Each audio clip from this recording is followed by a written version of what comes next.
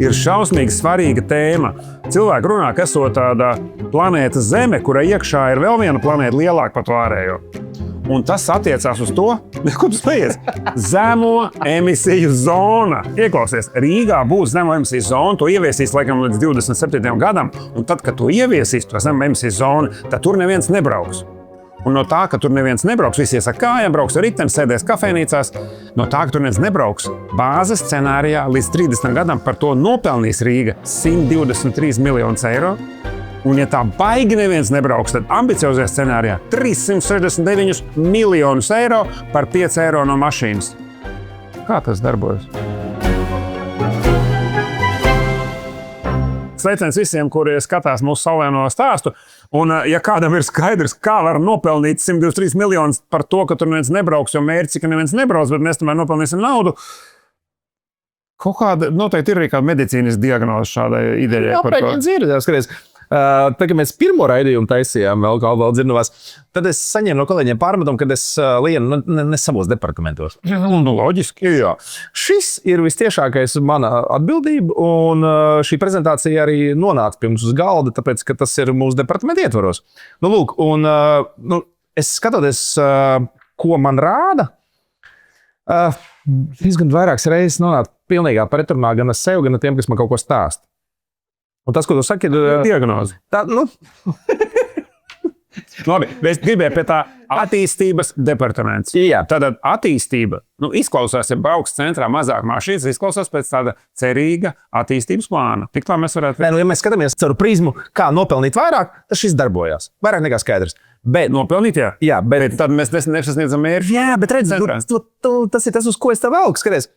Ja mēs skatāmies kā attīstības plānu vispār Rīgai, un kas būtu svarīgs, un ja saliek kaut kādas, tur, es nezinu, prioritāros top 10, es kā piemēru, tad man šķiet, ka numuram 1 vajadzētu būt, kā Rīga attīstās un kā Rīga piesaista investīcijas, lai pēc iespējas labāk mēs šeit visi dzīvojam. Nevis kā viņi guļ, bet kā viņi strādā, vajadzētu noskaidrot. Jā. Ja mēs ieviešam vēl šo zemo emisiju zonu, par ko pašreizajā brīdī diezgan liels cepiens gan valdībā, gan visur visi strīdās par to, ka vajadzētu zaļo bišķi pastumt malā, jā, tad šis ir tieši pretēji. Mēs jau no tā, ka šeit paliks tīrāks gaiss vai mazāk automašīnu, vai tiešām mēs dzīvosim labāk, es domāju, tīri finansiāli. Un vai Rīgai mēs caur šādu prizmu piesaistīsim vairāk investīcijas? Kā tu domā? Nē, es iedomājos pēc tam vienkārši līdzību. Tad šī ideja par to, ka centrā mazāk mašīnu, mazāk izmešu, tad laimīgāka dzīve, viņa centrā izklausās laba, bet iedomājies, ka mēs uztaisītu Mārupes zemo emisiju zonu. Kāds gribētu tādu Mārupi, kurā pa kaut kādu gabalu nevar braukt? Šis jau aiziet tādā mazliet, es gribētu teikt, tādā slimā virzienā, un tas nekādā veidā neveicina attīstību. Ne tikai Rīgā, bet arī Latvijā. Bet kāpēc mēs tieši centru izvēlamies kā vietu, kur nevajadzētu kūpēt un smerdēt? Kāds tur ir aprēķins? Kāpēc tieši centrs? Šis ir ļoti labs. Jo taču pilsētas, cik es atceros, būvēja tā, ka šajā novadā apkaimē būs fabrikas. Te mēs dzīvosim, te mums būs tirzniecības kaut kādas vietas. Un mēs kaut kā tā sagrupējam. Tad varbūt, ka taisam tās zemās emisijas vietā, kur ir vairāk ražošanas. Kāpēc mēs tieši centrā? Jā, es tev piekrītu. Mēs paskatāmies caur to problēmas prizmu. Tad ir skaidrs, ka šobrīd autiņi ir 25. gadā. Tas, kā te ir attēlots, un man liekas, ka diezgan labi ir redzams. Tātad ir tik daudz stāvvietās, 20, 35, tas ir pēc 10 gadiem ir jau tik daudz, un 45 ir tik daudz. Un šeit mēs nonākam pie kaut kādas pretrunas absolūtākās. Tātad teorijā velosipēdisti paliek vairāk Rīgā. Tātad teorijā viņi skaita, un pēdējos 10 gados viņi skaits pieaug. Jā, ir pieaugs tieši tā. Bet tad, kā vēl pēc tad pieaug mašīnu skaits? Teorētiski redzam, ka velosipēdu skaits pieaug apmēram pēc cik mašīnu skaits. Mašīnu skaits ir diezgan daudziem tūkstošiem pieaudzis pēdējos 5 gados Rīgā. Jā, tieši tā. Nekļūst mazāk. Tas tie autiņi nekļūst mazāk. Ja mēs esam pārliecināti, ka Eiropas Savienība mūs spieda, un mēs arī pakļāvāmies, un man tā liekas, tas tā kā nav slikti, šis tas zaļais kurs. Tātad uz šo brīdi, ja tu brauc par Rīgu, mēs esam tevi skaitījuši arī autiņas stāvvietās, elektroauto skaits ir būtiski pieaudzis. Pareizi? Vienā ielā 50 mašīnas stāv, tas nav maz. Tas nav maz. Tajā pašā laikā, tā kā es paprasīju, lai man iedod kaut kādus datus, cik tad ir tīrāks palicis gaiss, jo teorētiski vajadzētu būt, pareizi skaties, velosipēdistu vairāk, elektroskūteristu vairāk, kas tur vēl elektroauto vairāk, un cilvēks staigā kājām izvēlās pusēl sabiedrisko transportu. tad teorijā tu manā sapratnē tādiem 10 gadu griezumā šim te gaisam būtu jāuzlabojas, vismaz procentiem tīrums. Ja tā prasība, es arī ticētu, ka viņš ir tīrāks. Ņemot vērā, cik daudz brauc ar to skrējriteni, cik daudz brauc ar riteni, cik daudz vairāk automašīnu, tam noteikti vajadzētu ietekmēt to gaisu. Bet man šķiet, ka Rīgā gaisa ir netīrs nevis no mašīnām, bet no netīrām ielas. Nē, bet labi, es saprotu, ko tu saki, tās netīrās ielas ar ietekmēm, bet pagaid līdz galam. Un šajā brīdī tad pajautājot šos datus, tad ir tik daudz viss kaut kas uzlabojies, Eiropas Savienība piemaksā, bla. Tad kā ir uzlabojies gaisa? Par 1%. Tas ir kļūdas robežās vienkārši. Precīzi, tā ir nopļošanas kļūda, es komatu. Tas nozīmē to, ka šis acīm redzot nestrādā. Tad mēs tagad ieviesīsim jaunu zemo emisiju zonu kaut kādu teritoriju, kurā mēs tā kā negribam šīs te mašīnas. Ok, labi, pieņemsim, negribam. Un tad iet nākamais. Mēs tā kā gribam, bet mēs tā kā būtu ierobežoti kaut kādās, automašīnas, cik viņas ir vecas, jo tie izpūtēji un tie knoks ķērāji tur ir daudz labāki un tādā garā. Bet mēs uz to gribam nopelnīt naudu. Tad tiekam skaidrībā, ja mēs gribam nopelnīt piķi, tad tā arī pasakam, mēs gribam nopelnīt, jo mums trūkst. Preizi. Jo tu būtu tā kā jāvilina un jātaisa kampaņa, lūdzu iebraukt centrā ar veco dīzeli. Tā sanāk, ka mums šobrīd ir 80 miljoni, vajadzētu 123. Atbrauc vecais, iedod 5. Tagad jautājums, vai ieviesējiem, kuros arī es pašreiz arī skaitos iekšā, un šajā brīdī es nonāku saviem pretrunā, tas nozīmē to, ka pieņemsim, mēs samazinām autiņus. Tu man var nosaukt vienu foršāko ielu Rīgā, kur samazinot transporta līdzekļus vai vispār viņus aizliedzat, ka tur tas biznes ir uzplaucis. Tur baigi grūti rēķināt, jo cilvēki tomēr brauc uz tām bodēm ar to mašīnu. Un vislabāk ir tā kā miksis, ka tur atbrauc gan ar vāģīti kaut kur tūmā, gan ar riteni, gan ar kājām. Bet tā, ka tu vienkārši aizklapēt ciet. Mēs nevaram piečakarēt to Eiropu. Klausiet, mēs pasludinām, ka centrs mums ir, tur tas Bārdago, tas parks pirmais. Viņš ir liels tomēr. Tur no tā radīt tā Sābola līdz Arkādijai. Jā. Pasakām, ka tas ir centrs. Viņā Eiropā nezinu, kur mums ir centrs. Tas gan, protams. Pasakām, ka tas. Jā. Un ja mēs visu to parka hektāru pasakām zem emisiju zonu, tur braukt nav kur 2 ielas. Jā. Tajās varam padzīt. Šo labi ideja. Šo tad īstenībā likt. Pēc hektāriem mēs būsim apgūši, piķi mums iedos, un svaigs 100 pungos vajag gaisa. Jā. Kaž definēt, jo atceries, ka Šlesers pamanījās centrālo pastu aizvākt no stacijas uz lidostu. Kas reāli sačakarē visu atskaites punktu. Absolūti, jā, jo kilometru neskaitās. Jā. Tad mēs pasakām, ka centrs ir nevis šitā vecā, trešs vecs mājas, tad riska zona, katastrofas robežās mājas brūk. Te nav. Centrs mums ir tur, ka nogāst tā pieminēt. Pieņemsim, mēs tajā, tā zemo emisiju zona tā ir, jā. Viņi ir iezīmēti, jā. Tad mēs tur kiš. Visi tā kā rocēt ārā nesmir. Bet viņi tad apkārt kūpēs vēl vairāk. Cilvēki brauc riņķi, vēl ilgāk. Viņi stāvēs sastrēgumos, kurinās to dīzeli, kuru nedrīkst dot centrā, un mīcīsies te uz riņķi, un tad tā būs augsto izmešu zona, tā kā tāds geto, te mums tādi vegāni, te tikai gaļēdā. Tas tagad zina, ka pieču var iziet no cietuma ārā, apmēram. Jā, šeit arī no cietumā. Jā, bet pieču tu var iziet ārā, jā. Šis ir smieklīgi, es tev pilnīgi piekrītu, jo... Tad mums sanāk, ka apkārt zemo emisiju zonai būs paaugstināto emisiju zona. Nē, tu pilnīgi. Bet vējš taču pūš no jūras. Par to es stāstu. Taču nav tā, ka tagad novilks kaut kādu, tīklu, cik līdz stratosfērai mēs novilksim, un tad tas gaiss, ja ventilatoriem pūtīs pret. Tāpēc te veģenerātori vajadzīga. Varbūt šī šma ideja. Bet labi, viņi tik un tā paliek šī te... Tas ir muļķīgi, jā. Es tev pilnīgi piekrītu, jo tas nenozīmē to, ka šajā brīdī mēs tagad šeit aizlieksim braukt šiem smirdīgiem dīzeļiem un vēl kas tur ir slikti, un tas gaiss paliks uzreiz tīrāks. Bet, saka, tas nozīmē to, ka mums ir vispār nospļauties pa tiem cilvēkiem, kas dzīvo ārpus šīta loka, bet šajā lokā dzīvo tie izredzētie, kuriem tomēr tas tīrais gaiss ļoti svarīgs. Īstie ārieši. Īstie ārieši. Tad šie drīkstēs piedalīties domas vēlēšanās nākamajā...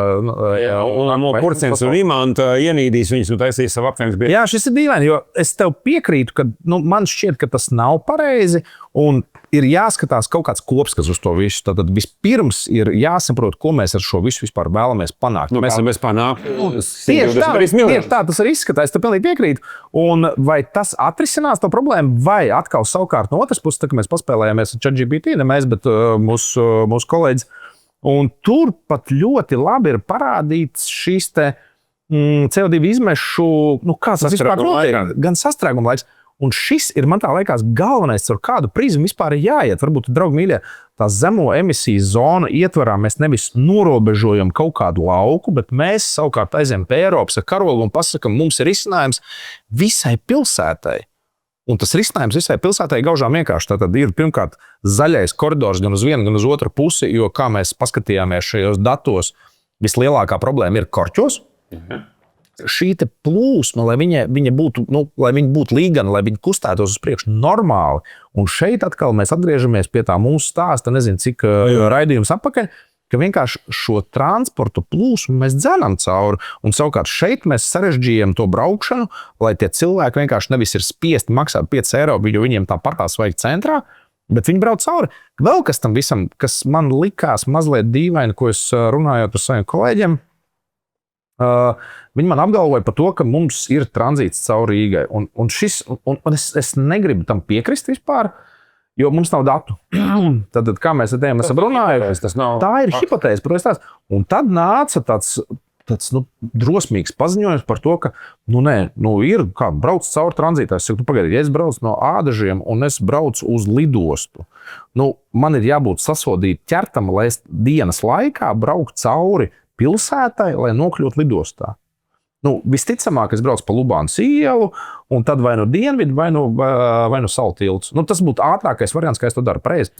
Tātad, vai tas ir tranzīts? Jā, visticamāk, bet tāpēc, ka nav apveceļš, jo apveceļš ir slims. Tur ir luksfora vispārējais, viss mēs zinām, kā tas viss notiekās. Un aļņi tam visam klāt. Un tad tu it kā brauc tā kā tranzītā, bet ne gluži caur centru. Tātad šis man šķiet ir pasargāts. Uz ko man atbildēja, ka nē, tranzīts arī ir no Purčiku uz Imanu braukt. Kas tas tāds ir? No Āgens kalna uz Kluso centra tranzīts.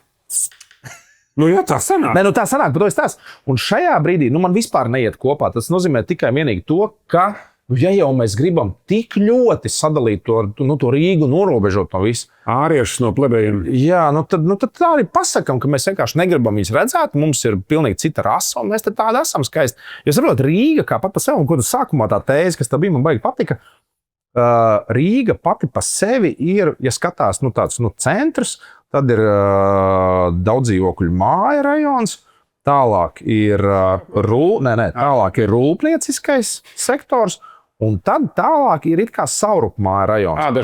Ādažmārupe, tā skaitā. Un ja mēs skatāmies uz šādu kopskatu, tad tā pilsēta ir pilnīgi loģiska, un viņa tāda arī veidojās. Vienīgais mums ir mazliet tie nosaukumi klāt tam visam vietvārdi par to, ka tur ir Mārupe, tur ir Ādaža, un tā ir cita pašvaldība. Un šeit jau rodās tas kādus, ka mēs nespējam uztvert to pilsētu kā vienu veselu. Vai tu zināji, ka kaut kādos 50. gados vispār Jūrmala atvienoja no Rīgas? Viņi tagad skaitījās vienu pilsētu? Jā, viņi skaitījās kā vienu pilsētu. Un tas ir tas areāls, un tajā pašā laikā, ko mums te bāž acīs, kad Lietuva vai Igaunija tur ir daudz labāk, un viņiem ir daudz foršāk, un kā Lietuva apsteigusi Rīgu, pilnīgi mūdēšana. Kas tad mēs tagad tas ir tieši tas pats, ko izdarīja Viļņa. Viņi vienkārši pievienoja to areālu klāt, un viņiem ir tagad daudz vairāk cilvēku nekā Rīgā. Pielīmējam Mārupi, pielīmējam, es nezinu, kas mums tur vēl sanāk, Riņķī, kaut Ķekava, Ādaži, tur Bērģi, kaut Jūrmala pieliekam klāt. Tā pilsēta būs vairāk nekā pusi no Latvijas. Tad ko mēs gribam? Mēs paši sev gribam melot, vai mēs gribam saprast, kā tam mēs gribam darboties?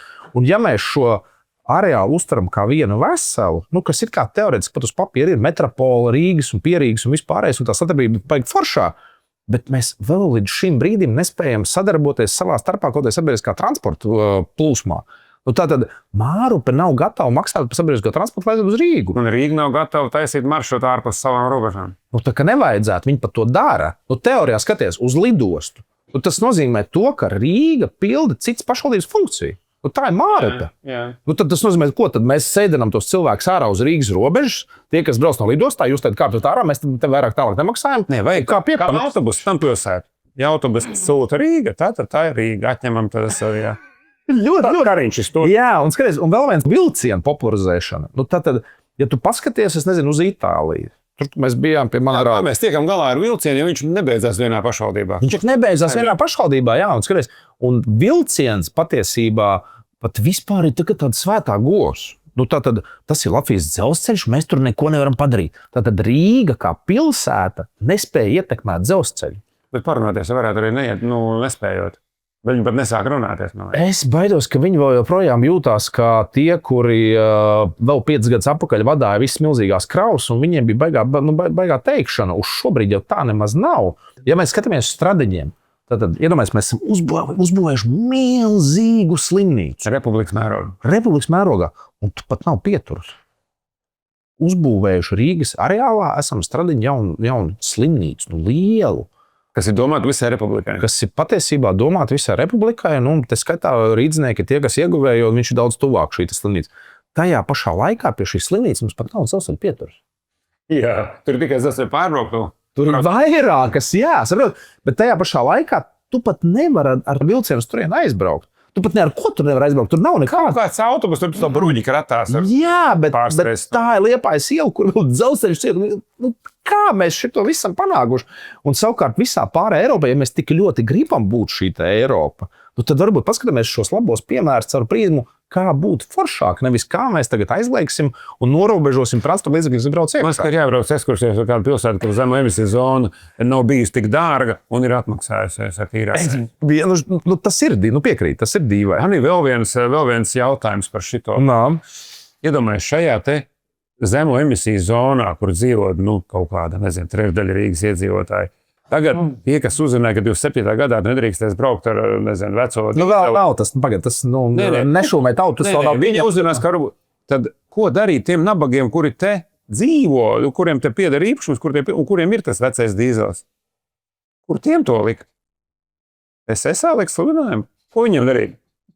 Iemainīt to savu pasātu pret velosipēdu? Tu taču būs cilvēki, kuri nebūs laimīgi par šo lēmumu. Es tev piekrītu. Bet ir kaut kā tāds jūtama tāda tendence, ka ja var izdarīt kaut ko lētu un vienkārši neviens nedara. Bet tā kā var tā dārga un sarežģīta, un es pēc visi zīmē projekts un cīnās konkursos. Vai nav tā, ka arī šajā gadījumā kāds ir aizmirsis, ka to zonu var izdarīt efektīvāk ar mazākiem izdevumiem un šos aicinājumus var veikt mērķtiecīgāk nekā šeit izstāsta vienkārši pēc varianta, kā nopelnīt. Nopelnīs tie, kas uzbūvēs šo te zonu ar visām zīmēm, šlagvomiem, nezinu, ko tur miličiem, kas stāvēs un kontrolēs iebraukšanu, izbraukšanu, bez tam cerēs nopelnīt to 123. Mēs varam izstrīpot to peļņu, izstrīpot tās izmaksas un padarīt to kaut kā vienkāršāk efektīvu.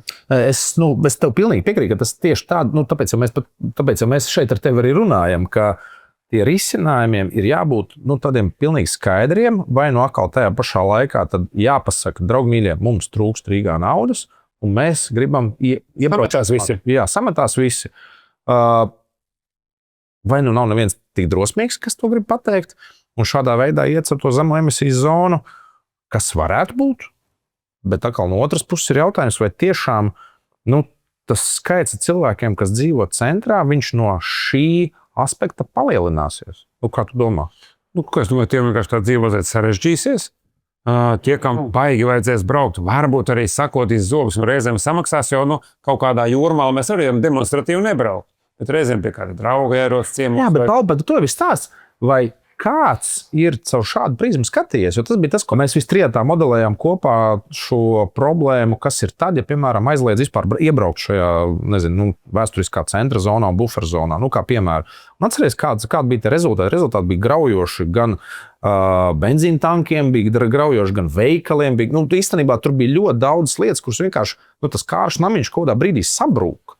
Un tad rodās jautājums, draugi mīļie, vai kāds vispār pareiķinājis un pamodelējis, tad uz kuriem mēs vispār ejam. Un tajā pašā laikā, ja mēs uz šo brīdi taisam to visu piramīdu tikai vienīgi uz kaut kādiem veciem datiem, un mēs vispār nezinām, cik tās mašīnas vispār iebrauc iekšā un cik izbrauc ārā, mēs nezinām. Cik tas nebūs? Tas ļoti aptuvens. Viņš ir aptuvens, bet arī uz šo dienu mēs nezinām, cik tās mašīnas galā brauc tranzītā. Ar to ir jāsāk. Man šķiet, pirmais, ar ko ir jāsāk, ir jāsaliek šis tauts. Man darbā divus slinkākos tos kebabu izvadātājus noliek no viena juglā, lai pierakstu numurus, ciparki pazīst. Un otru ar spilku. Un tad salīdzinām šo. Jā, bet tad 21. gadsimts ir tehnoloģijas izdomāts tam visam. Es kādreiz, kad man bija kaut kādi gadi 14, mēs bija tāds barsa čaļiem, kas mēs bijām tādi skaitītāji puikas. Mums bija iedots aparāts, Mums bija jāskaita krustojumā, cik daudz mašīnas iebrauc, cik izbrauc. Mēs pa visu Latviju braukājām. Baigi labi maksāja. Nu, nav brīnums. Un tas bija veids, kā tika veidoti. Tas, man liekas, bija Statoils tajā laikā bija sūtījis. Vai kas varētu būt? Ka viņi, lai saprastu, cik vai būvēs šeit to benzīntanku vai nē. Kas ir krūta, un viņiem bija balstīts uz datiem. Tātad, ja grib datus savākt, precīzi, ir 21. gadsimts ārā. Tātad ir veids, ko lieto liela daļa, un atšķirībā no Vācijas viņš nav aizliegts. Ir Google Maps, ir Latvijas mobilais telefons gal galā, kas tie torņi G5 var noteikt. Mobilais telefons, tā, viņi atklāja šito savu to datu padarīšanu kopā ar Latvijas universitāti. Viņi teica, ka ātros iebraucamiem tur 6000 mašīnas izbrauc, 4000 mašīnas. Viņi to visu redz. Bet to es stāstu, tieši tā. Bet mēs jau šos datus nelietojam. Tajā brīdī, kad ejam prasīt LMT datus. Es nedomāju, ka viņi dos viņus paveldi, bet, bet tas būs lētāk. Tas būs lētāk nekā šis. Un tad jau modelējot uz šo bāzi, ir skaidrs, kas tiek panākts un vispār, ko mēs panāksim. Vajadzētu var uzprasīt, vai tie cilvēki, kas dzīvo tajā potenciālajā geto, vai viņi grib tos MVMs. Šīs gaišās nots. Mēs varam arī. Cilvēki, jūs gribat, lai jums pie mājas ir zez.